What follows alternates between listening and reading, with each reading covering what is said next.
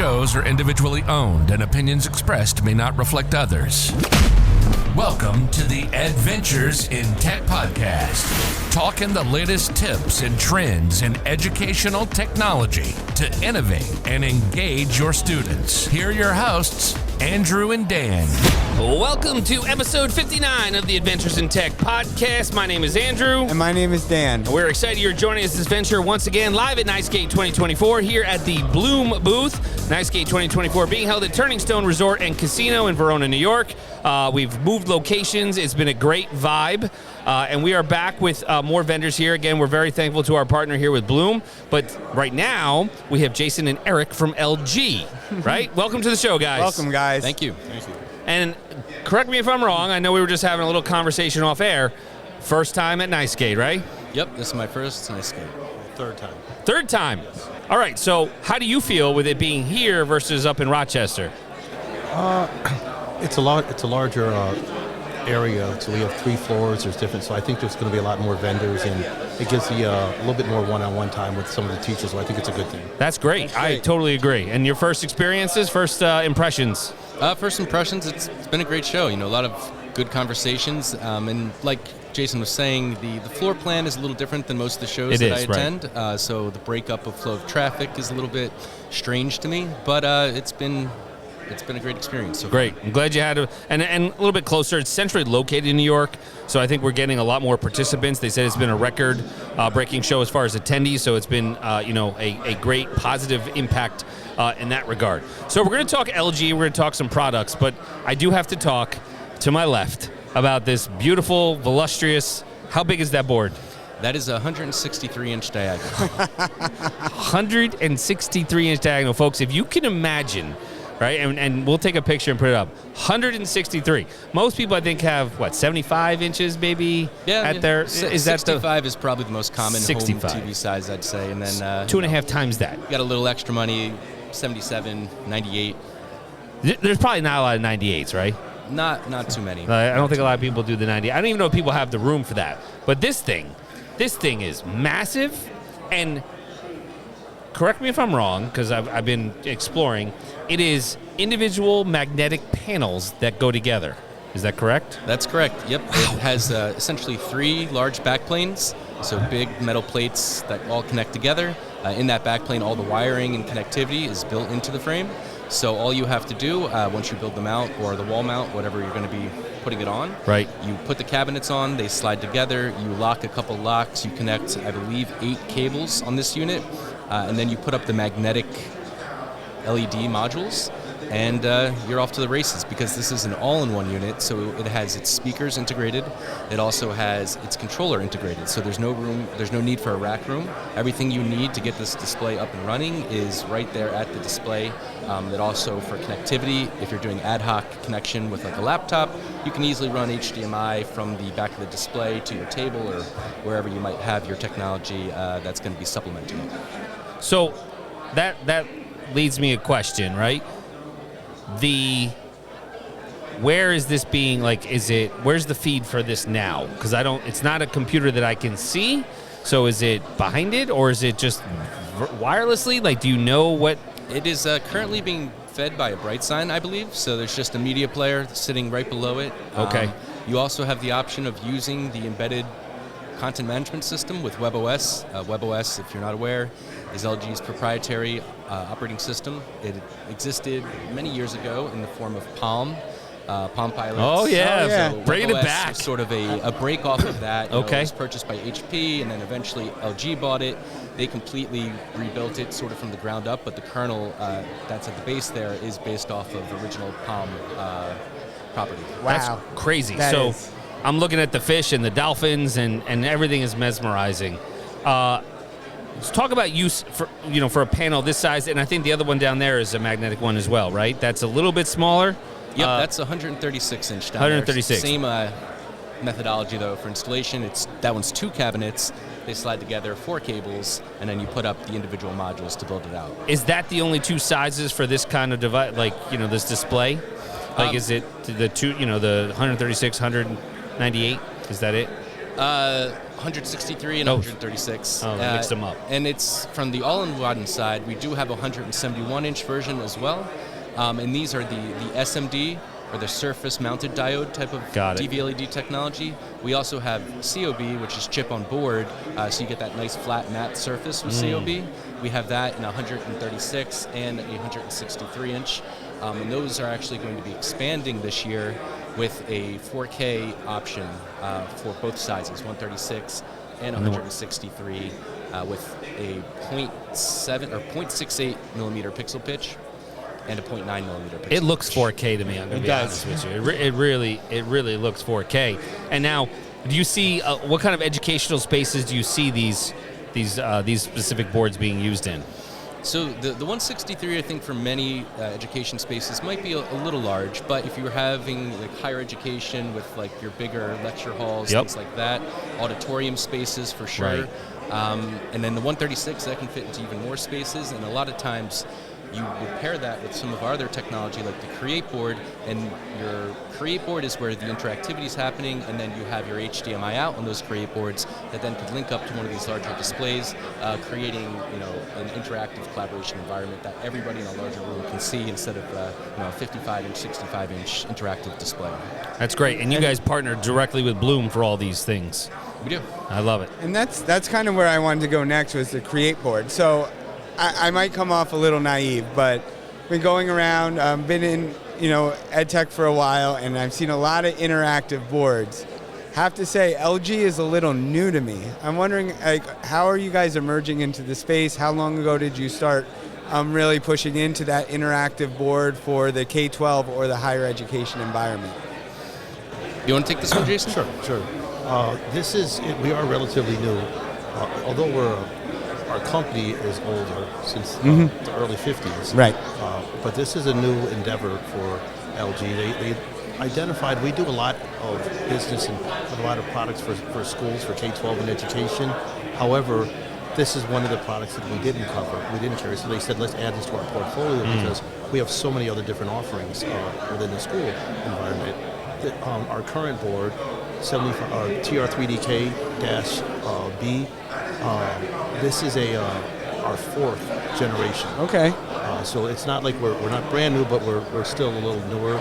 But they've taken a lot of. One thing I really like about their approach to it is that I was actually part of when a couple of years ago they sent people over from headquarters in South Korea to meet with schools across the country.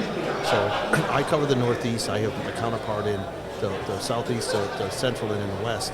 And we had a team come over and we went around to all the different schools and we met with the different educators from many schools across the country and got their feedback on what they would really like to see within the board. So instead of just following the trend of what manufacturers are doing, there's that part that we have to pay homage to, but then we also wanted to have the other part of it to customize it towards what the schools wanted and what the teachers wanted, what the admin wanted. So, for instance, like there might be some security issues admin wants or some accessibility issues, but there also might be some functionality that the teachers want that wasn't available.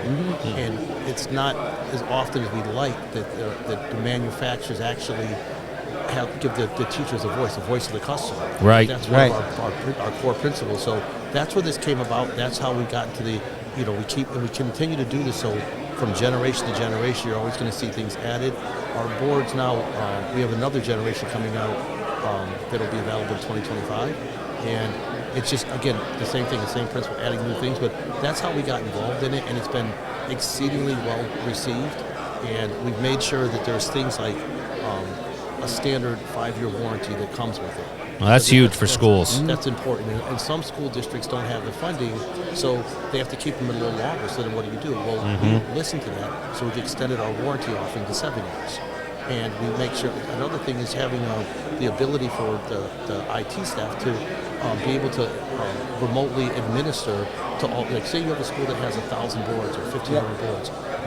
The IT, are they expected to go around to every board to do an update, so in order to make sure that this is taken care of, we have a remote management system called Connected Care. So we make sure with education that's free of charge. So we've listened to the customer, we've listened to the schools and to the admin, to the teachers, and LG's included all of this in there. So when you buy, like Eric was talking about how these are all in one, these are almost like an all-in-one also when you look at all the things that are included. Right. Yeah. The warranty, the extended warranty if you need it, the remote management system, and then you just look at this ease of use and reliability. One of the things that LG's always prided itself on is being a very reliable company. And we also have support, like Eric is the Northeast lead engineer, and so I work with him closely. And we also have our support team is out of Alabama. And so if you ever have an issue with any of our, you can call the 800 number, and it goes right to Alabama. And they do have a little accent, but it's kind of cool. You might hear y'all are fixing. Like, Yeah, that's okay. all good. That's all We're right. fixing to send a technician over. Yeah. And they're like, what does that mean? I was like, they're in the process of dispatching the technician to your location. I love that. I speak Alabamian apparently. There you There you go. go. But it's been a lot of people, I've come across a lot of people. I cover 11 states in the Northeast, and a lot of people say, well, we didn't know that LG was in this business, and I explained this to them, and then we get them demo units, and 9 out of 10 times the units never leave, and they order more. So it's been very well received. Well, I can imagine. I mean, it's like you said, LG. I mean, everybody knows LG. It's I mean, I have a ton of LG that I think about it. My Life is good. Yeah. There it is, right? Life is good. My television, my dryer. It's a well-known, respected, Absolutely. and see it moving into the education space. I really, excuse me, been talking a lot. But I really would like to know about this board and what kind of features it has for the teacher that's in the classroom. What kind of adaptability? What's built into it? What's the operating system? What's the learning curve? I'm sure it's pretty easy, but I just love to hear about what that feedback you've got from all the teachers and all the research and everything that people are looking for. What went into the board that's coming out? Sure. I'll start off a little bit there. So it runs currently Android 13, and it is full Google EDLA certified, which essentially, is going to just mean you can actually access the Google Play Store. Earlier generations did not have access to the Google Play Store, so you had to sideload applications. It was a little bit clunky at times, but we've completely streamlined that process. So now when you turn it on, power it up, it reacts essentially like you would have like a Chrome-based tablet. Right. So you have the accessibility to all the applications that the teachers might be used to on their Chrome desktops or on their Android phones, whatever it might be. So it's a very seamless experience from learning and picking it up, because many times if they don't have an Android, they probably have a Chrome book or something like that. Right. So it's an ecosystem that people are already familiar with, and we've just sort of built upon that to create, applications that allow wireless screen sharing that is seamless, that students can connect from any device. Could be an iPhone, could be their Windows-based PC, and all that is condensed into a package that comes with the board when you first power it on. You don't have to install anything after the fact if you don't want to. It is ready to use out of the box. And let's say, for instance, your school doesn't have Android or doesn't want Chrome and they want to stay far away from it. We offer the flexibility through an OPS slot that you can actually insert a Windows OPS player perfect. into the back, or a Chrome OS if you want it to be full Chrome OS, and you can sort of form that board into any sort of operating system or ecosystem that you want. And that flexibility can be set to be automatic, so it's not like Android comes up, then Windows comes up. You turn it on, you can choose to have it boot to your selected ecosystem, and then it's seamless aside from that. That's what teachers need, is seamless. I like that.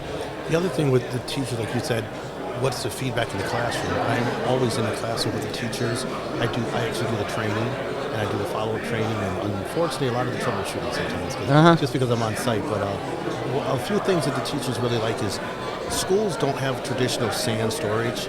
Like we don't, we just pull up our laptops and everything works and that's fine. We don't realize what's going on behind the scenes. But usually they'll have on-prem, they'll have storage, and schools usually have theirs in the cloud. So they'll have Google or they'll have Microsoft, are the two main ones. So when the teachers walk in, they'll have their lesson plans. Like say they have Google, they'll have their lesson plans in Google, like Google Docs or Google Slides. So they want a board that will access all their lesson plans. 100%. So one of the things, and the ease of use. So one of the things we did that came out of that, the voice of the customer, that I told you, is that the teachers were saying they want an easier way of logging in.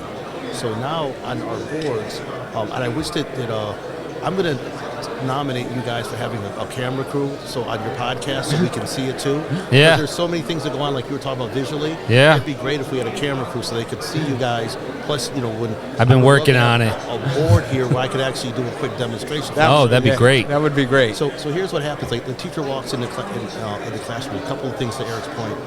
And most of this, I learned a lot of this technical stuff from Eric being an engineer. So they teach us, and we pass it out to the schools and to the resellers. So what happens is we give them two different options when ease of use of logging in.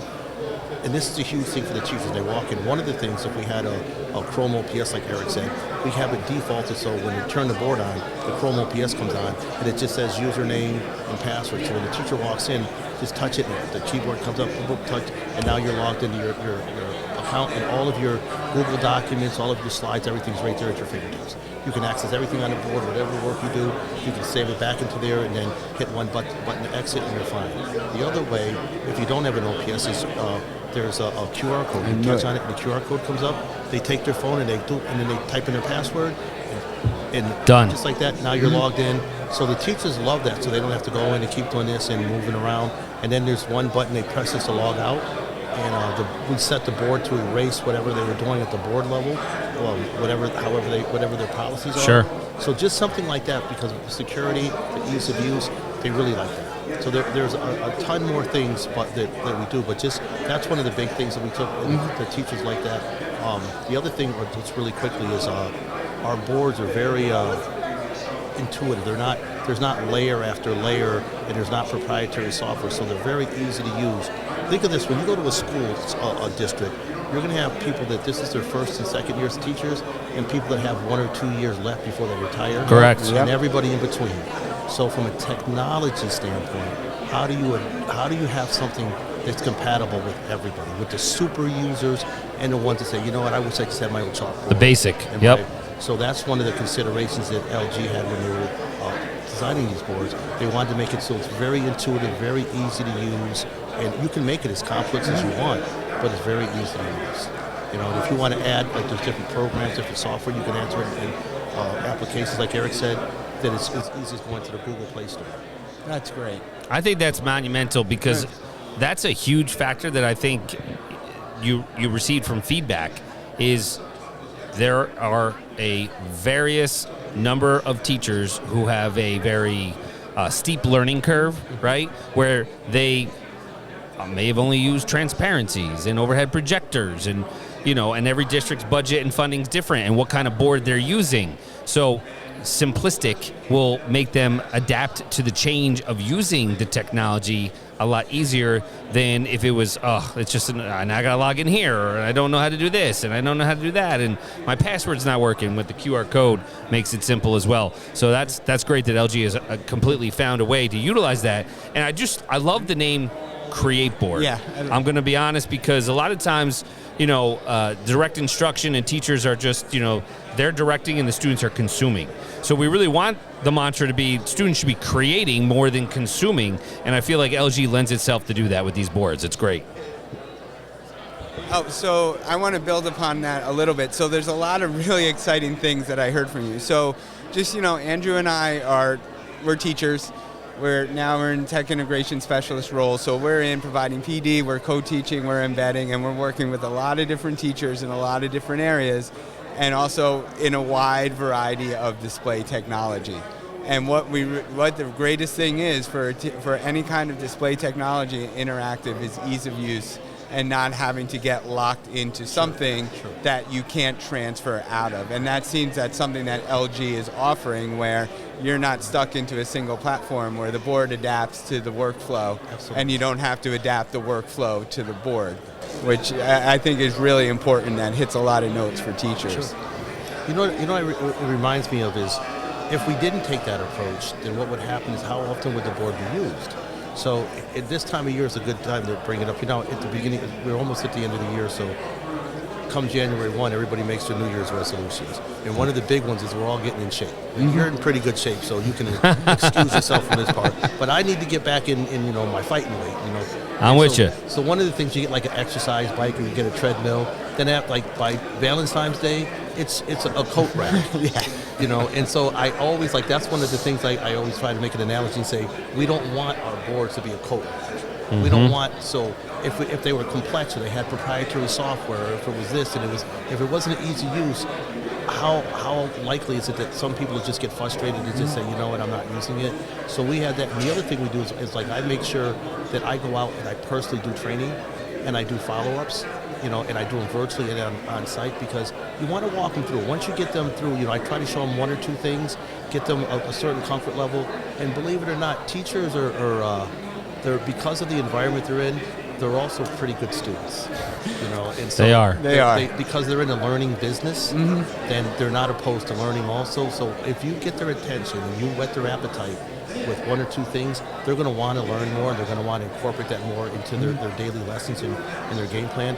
And the great thing is it's just so interactive that they can incorporate the students, and it's amazing how they can incorporate the students, and the students can sit there and you look out at the class. It's a little different now. Like, you walk in and you'll see all the students facing the head of the class, and you see they have their Chromebooks or their laptops.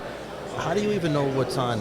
Is Sally and Johnny, are they follow along? Are they on some website ordering Christmas presents? So one of the things that I always tell the teachers is they'll have a laptop, or they'll have a tablet, so they can connect wirelessly, and they can walk around the room and control it from the tablet. And so when you walk around the room, and as you walk to the back of the room, I promise you're going to get a 100% compliance from all the students being on the right page on their laptops, or it's hilarious. So I talk to teachers about this, like little things like that. I catch their attention. They say, "Oh, that's great." So they're not tethered to their desk or Right. Yeah. And I love that technology. I can, for so many years, looking for those solutions. So there's you brought up from that teacher concept, and you brought up the ability to screen share, but to be untethered, but to be truly untethered, where you're then working with the students and then being able to share and put out in the real time as you're working with students.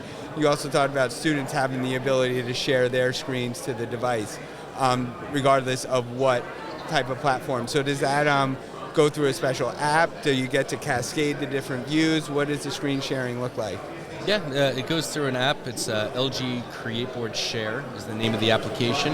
And it's gone through a few iterations itself. In the most recent iteration, all the students need to do is hit a website. That website will then either load the wireless sharing in the browser, or you can choose to download a thin client that loads directly to your PC or MacBook, whatever it might be. Sort of varies depending on what your school security policy is with downloading things. So it gives you those two options there, and the untethered teacher, it's obviously a very popular term, and it expands, like, I think, the way that students pay attention. Because I grew up, the teacher was typically at the board in the front of the room or sitting behind the desk, and it was a very different sort of teaching environment. With the teacher actually moving around the classroom, I believe that it can actually encourage students to perhaps participate more, because they don't feel like the teacher's this monolith at the front of the room. They're actually there with the students, walking them through, checking on them. And I just think overall, as far as education goes, being able to not be stuck at the front of the room is a huge benefit. Oh, it's definitely a huge benefit, but even going more towards the name CreateBoard, you can create the experiences with the students. We all sat there, we're coming back, you probably had whatever board in front of you, and you sat there copying down notes, right? Very passive, right? You just sat there and you consumed it. Here now you can actually get together, build some inquiries, have some jigsawing, but then be able to display it up and share it and build and create learning experiences through the students, and them building it with you, instead of them just receiving it off of a display board. 100%. That is such an unbelievable observation that you just made, because not only do we do that, but we have the ability, once that is done, you can hit one button and it says share, and a QR code comes up, and you can take your tablet, your Chromebook, or your phone, and click on that, and the whole lesson that you just did will automatically wirelessly be sent to your device. So now they can have that for their own records. They can have it for a study guide, and so that's part of the whole the sharing process, the CreateBoard and the Create Share. So you're creating everything, then you share it, with everybody in class. And here's the great thing: if somebody can't make it because of, like we went through the whole COVID thing, or somebody there's remote, if you're watching it remotely, the QR code comes up, you click on it in your remote, and it'll send it to you too. That's great. That's fantastic. It can be any place in the world, and it'll send it to you. Well, that's cool, and that also kind of bridges what Dan and I always, speak about, is that learning does not stop just at the four walls of the classroom space. So the CreateBoard allows you to create and share and make sure the opportunities are equitable for students wherever they may be. I did have a question about CreateBoards. I know they can go as big as 98 inches. Is that correct? That's correct. What are the typical sizes, like the incrementals? Are they 98, 88, 78, 68, or how many different CreateBoards do you have? It starts at 55 inch, Okay. 65, 75, 86, and 98. Got it. Perfect. All right. So there's a lot of options for all the different classroom spaces based on what they're looking to do. Is in classrooms, do you see most CreateBoards at like 65, similar to what we were talking about with TVs, or 75 and 86 is what I normally see. Okay. I can tell you in the Northeast, there's probably 60,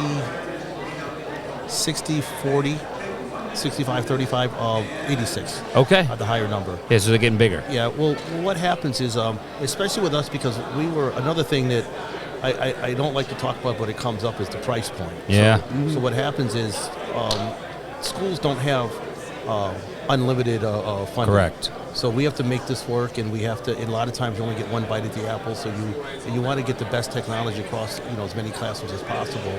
Well, LG understands that also. So our price points are very, very, very aggressive. So one of the things that allowed them to do is the teachers to get an 86 as opposed to a 75. So what happens when you look at it, I'm in and out of classrooms all day, every day, all week. So when you look at the different sized classrooms, there should be. You want to get the biggest screen so the people in the back. The easiest way to do it, it's not that I found, is not just having some kind of formula.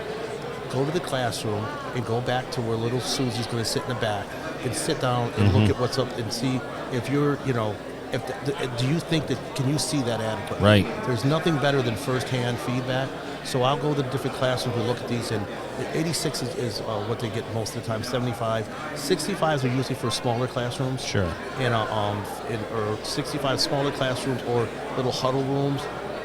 If you're outside of education, it's in like a smaller conference room, because these things work great in conference rooms. Yeah. Even like in a teacher's lounge or something, these things they're so interactive that the teachers could do remote parent-teacher conferences with these things. And, right. There's so many different. They really are very versatile.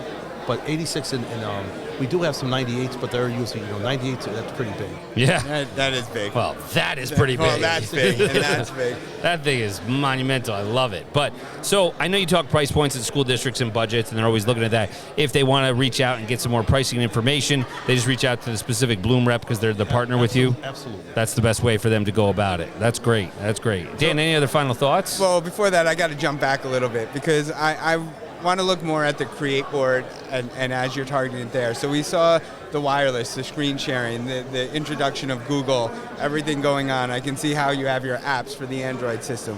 What about the board itself in regards to annotation and working with whiteboards and working just from that board over there? What kind of solutions do you offer there? Well, out of the box, the board has two solutions. One that is native to the Android operating system called Note, which has all your typical bells and whistles for whiteboarding. The sharing QR code that he mentioned is built into that Note application.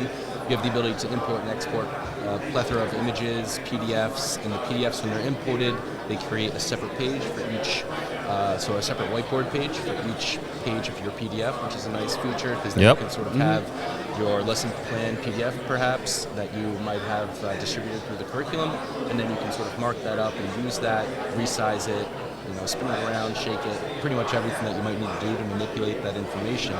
And then LG is also working to develop their own, proprietary whiteboarding application as well. It is currently in the beta phase. Sure. But it is essentially something that we're working with our teachers that we sell our products to develop, taking their feedback. And that's the one thing he touched on before. I heard him say the word frustrations.